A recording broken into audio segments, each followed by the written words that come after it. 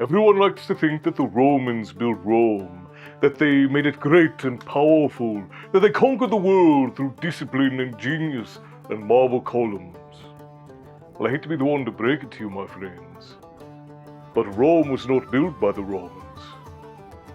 It was built by the Celts. Not literally. Obviously, the Romans laid the stones. But the idea of Rome, the paranoia that drove every legion, every road, every military strategy that would eventually conquer the known world, well, that came from one day in 300 BC when a Celtic leader, chieftain named Brennus, kicked down the damn gate, marched right in, and told the Romans exactly what they were worth.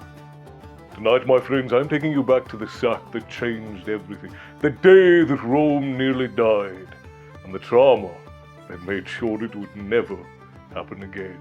It is the story of how one Celtic tribe accidentally created the Roman Empire.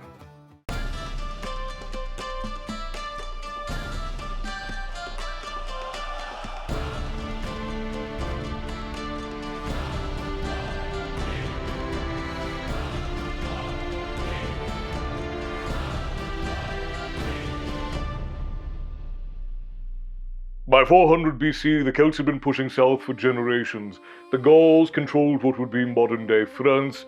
The Boii controlled the Po Valley, what is essentially modern-day Milan. And then there were the Senones. The Senones, they were trouble. They were pea-Celts, tough as iron, and they had been raiding Roman settlements for decades.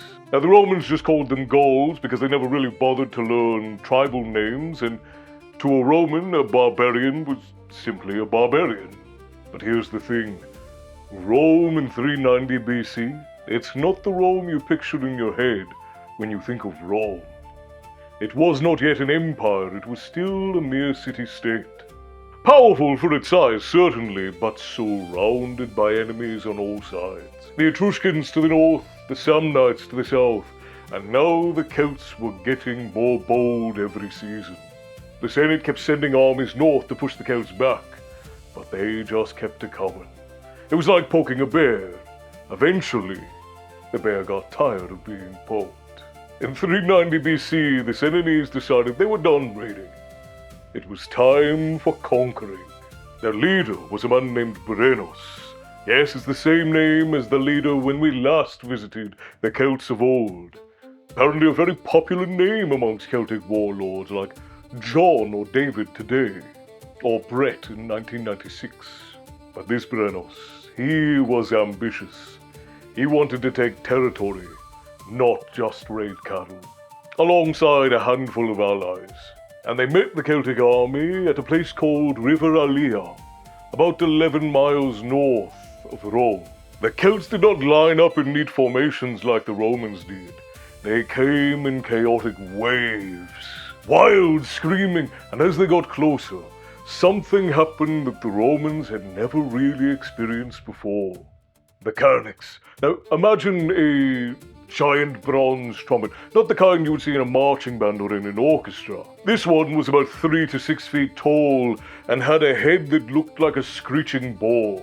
And it is loud, not music loud, terrifying loud. Imagine an animal dying, and then amplified, and then played by 1,000 Celtic warriors.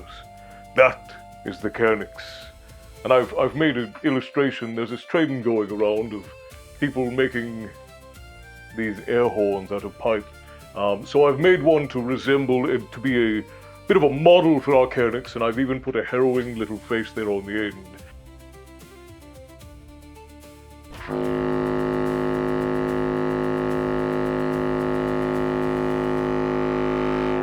The Romans had never heard anything like it, and the sound hit them like a physical thing.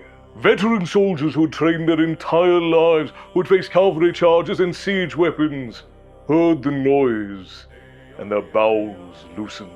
But it wasn't just the sound, it was what the sound meant. The Celts weren't just attacking, they were announcing something. This was not a raid, it was a declaration. And then the warriors came. Now, here's something that the Romans really did not expect. Half these Celtic warriors, they were naked. Or at least mostly naked, with golden torques around their neck. Some of them were painted with tattoos or dyed with wool, but naked otherwise, virtually none of them wore armor. To the Romans, this looked like madness, like desperation, like barbarians who didn't understand war. That's not what it was. You see, to the Celts, fighting naked was a statement. It was a religious act. Many of them were said to believe that they had protective magics that watched over them and could not be pierced by Roman steel. And it was a dare. It was saying, I am so confident in my strength, my connection to the gods and the ancestors, and the magic that surrounds me. I don't need metal. I will kill you with my bare faith. It worked. Psychologically, it worked. The Romans broke. There's no other word for it. 4,000 trained soldiers faced by probably about as many Celts. They broke.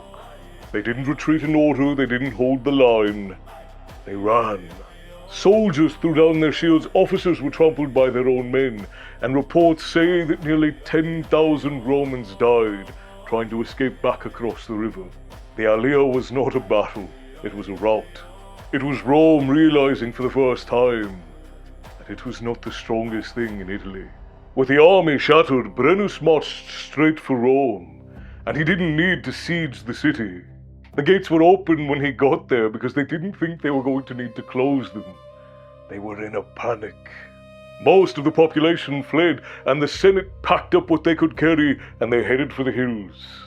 The capital, the strongest fortress in the city, was held by roughly 1,000 soldiers and civilians.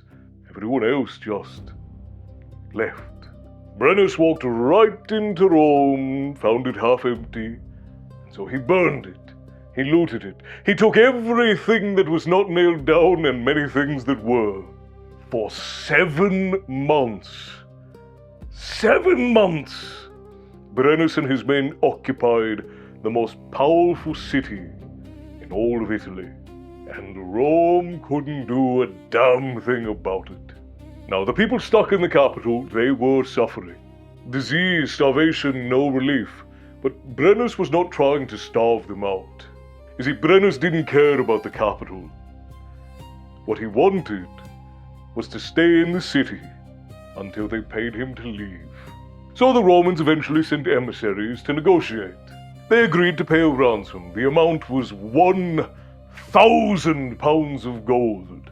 That's a lot of gold. That's not we've got some coins laying in the treasury gold. That's we're bankrupting ourselves for generations amount of gold. So the gold was brought out, and Brennus and his men started weighing it, placing it on the scale. And Brennus set his sword upon the scale as the weight for measure. And the Romans complained. They said that the scale was wrong and that the weights weren't fair. So Brennus picked up his sword and he threw it back down on the scale and he laughed. And then he said it, 2 little words in Latin, the language of his enemies. Perhaps he learned it from slaves, or perhaps he just wanted to make sure they understood. He said, Vae Victis, woe to the conquered. Do you understand what just happened there? A Celtic warlord standing in the ruins of Rome, laughing at their woes as he's conquered them, looked them dead in the eye and said, this is what happens when you lose.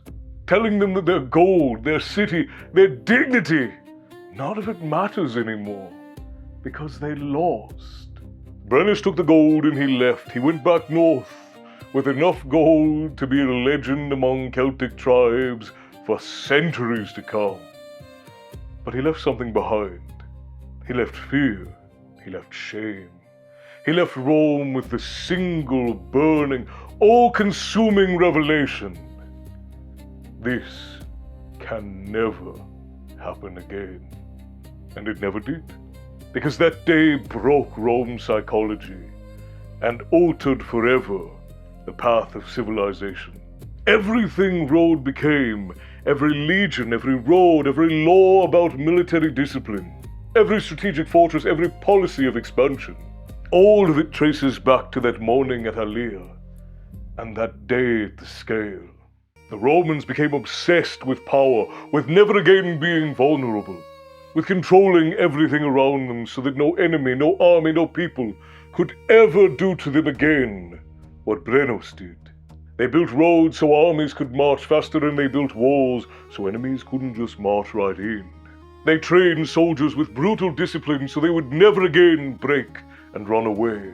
They conquered territory obsessively because a conquered territory meant no surprises from the north. In a way, the Roman Empire, the thing that conquered the world, that lasted 500 years, that shaped all of Western civilization, was built that day by Brennus, laughing on those scales. Rome didn't become a military superpower because they were naturally brilliant. Rome became a military superpower because it was terrified. And what it was terrified of was the Celts. So when we talk about how Rome conquered the Celts, remember that first, Rome spent 300 years making sure that they could never be conquered again by the Celts. And it worked. But the obsession that drove it, that came from one Celtic tribe that showed Rome exactly what they were capable of. They sacked Rome before Rome became Rome. Next time, we're headed east, my friends, because Brennus was not the only Celtic leader who had ambitions.